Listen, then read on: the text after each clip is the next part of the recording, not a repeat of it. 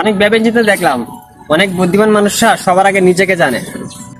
নিজেকে যখন জানা হয়ে যায় তখন সে কখন কোথায় কি বলবে সেটা সে নিজেই জানে, কারণ সে জানে কখন কি বললে কি হতে পারে। কিভাবে সে কোথায় উপস্থিত থাকবে কোথায় উপস্থিত থাকবে না সেটাও সে জানে। অর্থাৎ তার উপস্থিতি কোনো এক জায়গায় কোনো এক ইম্প্যাক্ট তৈরি করে, এটা সে বুঝে সে উপস্থিত হয় বা নিজেকে সরায় না। তাই প্রকৃতপক্ষে আপনি যদি মূল্যায়িত হতে চান আপনার সমাজ দ্বারা বা আপনার পরিবার দ্বারা, আপনাকে প্রথমেই আননেসেসারি কথা বলা বন্ধ করে দিতে হবে।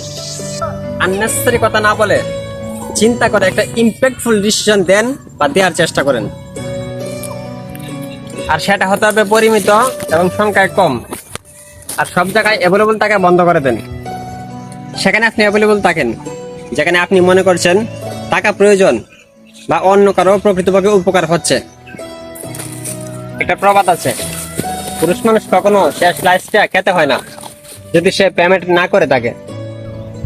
অর্থাৎ সহজ কথা, আপনি যদি একটা পিৎজা কিনেন আর শেষ লাইফটা নেওয়ার যোগ্যতা আপনার আছে, ঠিক একইভাবে আপনি কোথায় যাচ্ছেন সেখানে কোনো ইমপ্যাক্ট ফেলবেন কিনা তার উপরে বেস করে আপনাকে রেসপেক্ট করা হবে বা পজিশন দেওয়া হবে। ইমপ্যাক্টটা যদি ফেলতে পারেন তাহলে আপনি অ্যাভেলেবল থাকেন। আর আপনি কথাতে যদি ইমপ্যাক্টটা পড়ে তাহলে শুধুমাত্র কথাটা বলেন। তাই দেখবেন আপনি দিনে দিনে আরো বেশি মূল্যবান হয়ে উঠবেন।